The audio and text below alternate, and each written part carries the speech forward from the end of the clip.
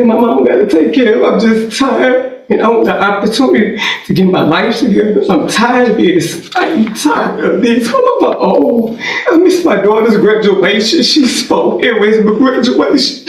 I was not there. I'm tired. My baby asked me why I'm the only mom. I'm not at mom's and muffins. This is embarrassing for my kids. I want to go for my kids. That's what a chance to do for me. You know, Mama, thank you.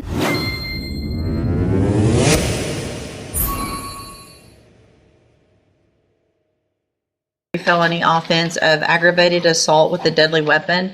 There was an agreement for a cap of 8 years in prison. I've received the pre-sentence report. Has everyone had an opportunity to review that report? We have, Your Honor. Yes, sir. Are there any additions or corrections? No, Your Honor. Not from this one. All right, Mr. Rojas, you may proceed. And he tells me he's ready to make that change, and he does have some statements to make to you at the appropriate time. It's a straight A's. I was sexually abused. My parents were drug addicts. I went to prison. You guys forgot something. I hope it don't hurt me, but I got beat up. I had a robbery in 1992. When I got out from that robbery until 2000, when you started, 2002, yes, ma'am. From I stayed out of trouble again because I was on medication. It's been my whole life. It's been the pattern of my life. I'm on my medication. I'm a great guy. I'm a journeyman electrician. I'm a father. I'm a grandfather. I spend time with my kids. If I'm off of them, and the reason I got off of them and this offense happened is I was hearing voices. I thought my roommate was holding my girlfriend hostage. It says I hit him with a bat, but it was my walking cane. It wasn't a bat. And I did hit him, and I felt horrible because I found what was going on in my head. Our house burned down, dogs died, and I just kind of went crazy. But I did stop. I did tell in 19. I said, I'm tired of this, and I'm gonna stay on my medications. When the house burned down, all my medications went with it, my truck, my tools and everything. And I was just barely making it. And I honestly thought my roommate was holding my girlfriend against her will and hostage. When we started fighting, I was losing. And I said, if you do give me the chance, what I need is some help staying on my meds. Because I start feeling like I'm doing better sometimes. And then I stopped taking them. When I stopped taking them, I hear voices, and I can't tell if it's mine or if it's somebody else, or I can't tell. So, but Mr. White, even if I give you a probation, it's only for so long. At some point, you have to stay on your own meds, and you can't require someone else to force you to do that and take a chance with society and the community of you hurting someone else. Honestly, I'm not sure, but I honestly think 21 felony convictions. 21. I know, wow, right? I'm not. You still have one pending in Indiana. And out of the, and in addition to the 21 and the one pending, you have 16 others that were dismissed because of plea agreements and things like that. So that's 38 felonies. The last, and I get a lot of this was from '02. I believe probation is absolutely right, that jail time and probation has not been a deterrent for him. He's not made probation. We would ask for the 8 years to DC. Mr. Wadsworth, again, like I stated before, to Mr. Rojas, the fact that he was able to negotiate for you a cap of 8 years on a second-degree felony with your criminal history, there's part of me today that was considering not even accepting this plea agreement because I think with your criminal history, personally, I think it's ridiculous. I have to understand. So I'm going to find that you entered your plea of guilty freely and voluntarily. I'm going to find that you entered your plea of guilty. I'm going to find sufficient evidence to find you guilty, and at this time find you guilty of aggravated assault with a deadly weapon. Sentence you to a term of 8 years in the institutional division of the Texas Department of Corrections. There will be an affirmative finding of a deadly weapon.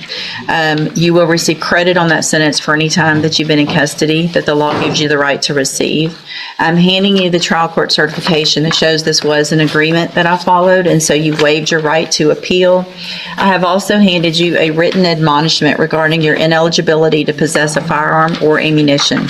Because of the judgment entered against you, you're ineligible under Texas law to possess a firearm or ammunition.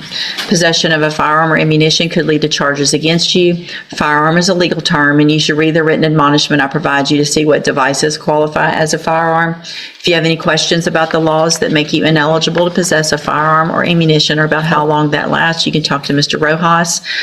There's help in prison for you with medication. It's going to be up to you when you get out to either change your life if you really want to or not, and you'll have to do that on your own. All right, good luck to you, sir. You can go back with the bailiff. All right, are you Rebecca Rideau? Yes, ma'am. And Ms. Rideau was previously in court, entered pleas of guilty in cause numbers 230928, 232106, 232107, and 241925. All of those were theft of property with previous convictions.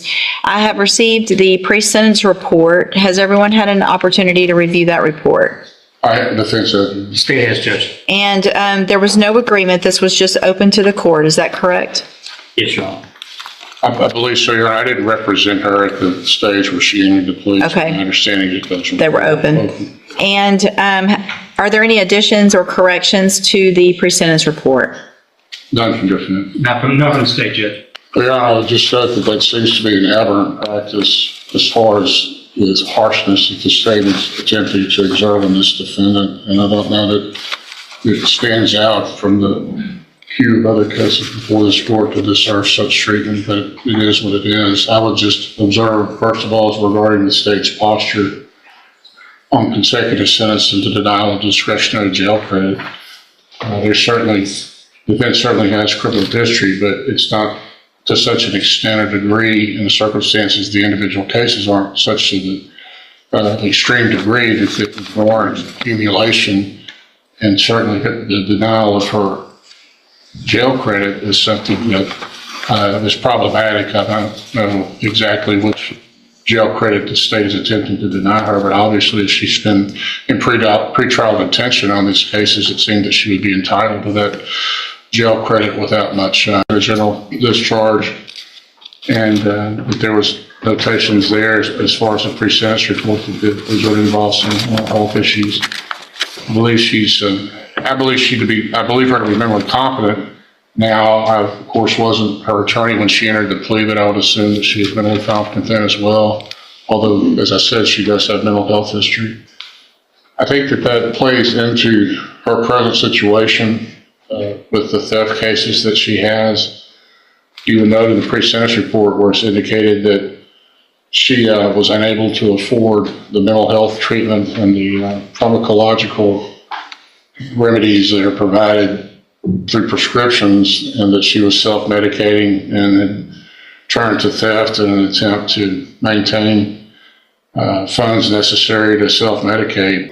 And my mama got to take care of. I'm just tired. And I want the opportunity to get my life together. I'm tired of this. I'm tired of this. I miss my daughter's graduation. She spoke at Westbrook graduation.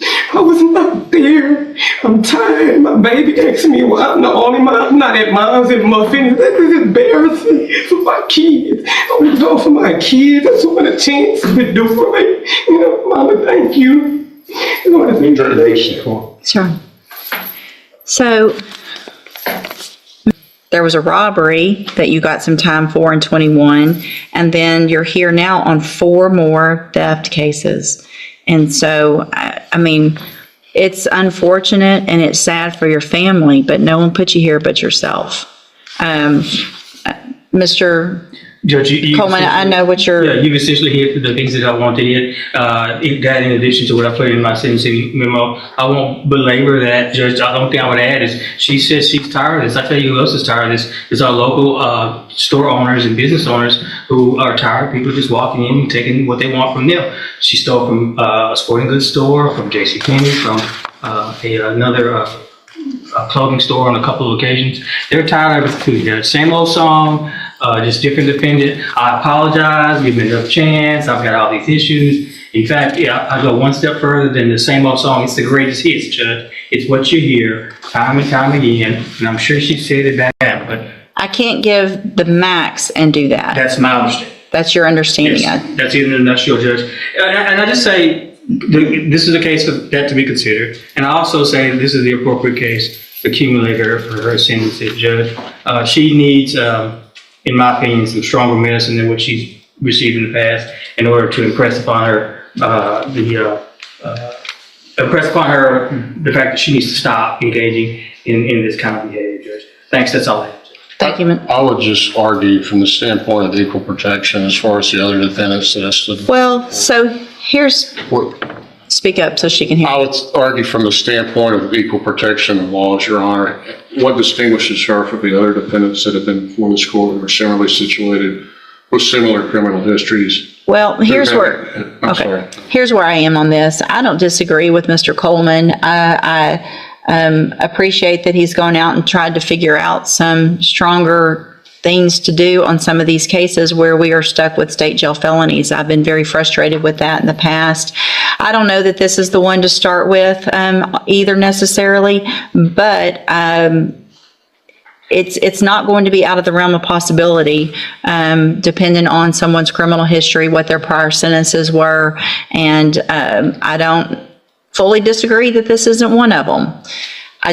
I'm not going to do that this time, but I do appreciate the thought that went into this and don't necessarily disagree that there's going to be a time that this might happen, including to you if you continue to do what you've been doing for your whole life.